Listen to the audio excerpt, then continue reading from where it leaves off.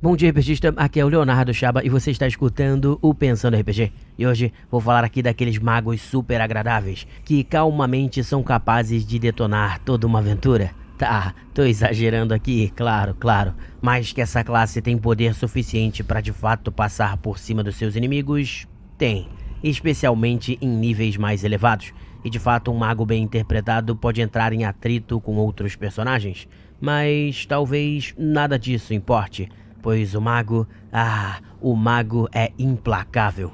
Enfim, irei falar de 5 tipos insuportáveis de magos aqui, sempre na pegada dessa série, em que não queremos dizer necessariamente como as classes devem ser jogadas, afinal, cada um tem o seu estilo, mas falamos sobre elas de uma maneira informativa e divertida. E diria aqui que a dificuldade de se jogar com os magos vem de uma mistura de um pouco de arrogância, que pode tornar o jogador e o personagem levemente insuportáveis, com um pouco também de inexperiência, por causa da dificuldade de lidar com o enorme número de magias que o mago tem à sua disposição. E aí ver quais ele vai querer aprender, depois ver quais das que ele sabe que ele vai querer memorizar em um determinado dia. Tudo isso são tarefas que não são lá tão simples. E, meus amigos, podem dar muito problema. Disso podem ter certeza mais do que absoluta. E, bom, vamos aqui falar do primeiro tipo insuportável de mago. E esse seria aquele excessivamente arrogante. E esse pode ser até dividido em dois.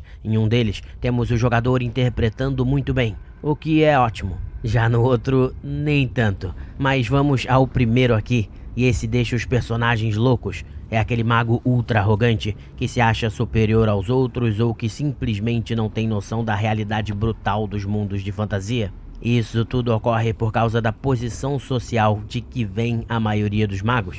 Aquele filme horroroso do Dungeons and Dragons que fizeram em 2000 é realmente, como eu disse, tenebroso, mas achei legal como eles retratam os magos lá. A personagem principal demonstra ter um certo distanciamento da realidade, ser meio mimada até, e os vilões fazem parte de uma aristocracia bem elitista, e isso faz todo sentido por causa da forma como os magos desenvolvem seus poderes. Pensem comigo, já que isso pode ajudar a criar os seus personagens. Ao contrário de um feiticeiro, sobre os quais já falei aqui, os magos precisam estudar profundamente a magia e praticar para conseguir desenvolver os seus poderes arcanos. E pensem comigo, numa fantasia medieval, quem teria tempo e riquezas para se dedicar tanto assim às áreas arcanas? O camponês que vive ali longe de qualquer estudo?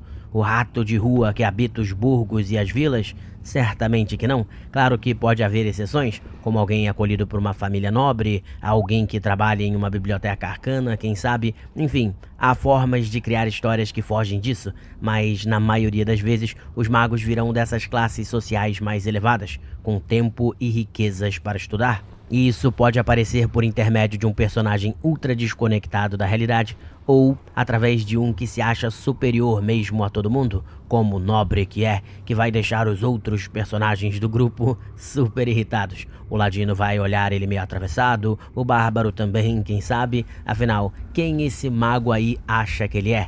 Pois é, isso pode causar atritos, mas pode ser muito divertido em termos de interpretação. O que não é divertido é quando a arrogância não vem do personagem, que por isso é bem interpretado, mas vem do jogador mesmo. Escolher a classe para querer ser o mais poderoso ou se achar o mais poderoso, geralmente se considerando o mais experiente do grupo e olhando com desdém para os novos jogadores de RPG. Isso acontece, claro, com todas as classes, mas vejo de certa forma o mago atrair mais esse perfil de jogadores, como veremos mais pra frente. Mas vamos falar agora aqui do segundo tipo insuportável de mago. Embora tenha falado disso no programa sobre feiticeiros, eu não podia deixar de fora o mago bola de fogo aqui. É, aquele para qual a resposta para tudo é a famosa Fireball. Mas sim, bom ressaltar, como no programa sobre feiticeiros, que hoje os magos possuem uma variedade muito maior de magias, e nem sempre vão ficar só na bola de fogo mesmo. Isso era mais comum no mago de edições mais antigas do Dungeons and Dragons, em que essa magia era desproporcionalmente poderosa. Na edição mais recente, porém, já não é tanto assim. Só que, por isso mesmo, quando me refiro ao mago bola de fogo aqui, refiro-me justamente aos jogadores que não são lá muito criativos, que acabam usando basicamente uma ou duas magias o tempo inteiro. Logo, mesmo que essa magia não seja a bola de fogo, é um pouco decepcionante o mago que não explora justamente o que os magos têm como grande diferencial em relação às outras classes arcanas. E o que seria isso? A sua variedade de feitiços, a sua capacidade de ter à disposição um número maior de magias que pode executar, o que os torna perigosos em um combate ou fora dele, basicamente em qualquer tipo de situação. Desde que, claro, o jogador saiba ser criativo e saiba escolher com precisão quais feitiços quer aprender e quais pretende memorizar naquele dia. E isso não é algo de forma alguma fácil. Por isso mesmo, magos em geral requerem muita experiência por parte do jogador, mas pode ser algo extremamente recompensador. Por outro lado, quando eles não são criativos, bem, o grupo pode olhar para o seu personagem na esperança de que você faça algo e, bom, lá vai a bola de fogo, às vezes pessimamente calculada, que ainda dá aquele dano gostoso em boa parte do grupo. Pois é, tomem cuidado com isso. E vamos aqui ao terceiro tipo insuportável de mago. Esse é aquele que se acha superior a todo mundo. Mas, hey, peraí, eu não acabei de falar disso? Você me perguntaria. Sim, mas antes me referia à arrogância ou à ignorância do mago que vem de sua posição social. Já aqui eu falo do mago ultra inteligente e que, por ser ultra inteligente, se acha o suprassumo, o perfeitão. Vai ficar corrigindo a forma de falar do seu bárbaro, a informação trazida pelo seu bardo, o plano traçado pelo seu guerreiro e, claro, essa é uma boa interpretação. E é até bom que os erros sejam corrigidos também, mas que os personagens vão ficar irritados se o mago jogar isso na cara deles o tempo inteiro, vão.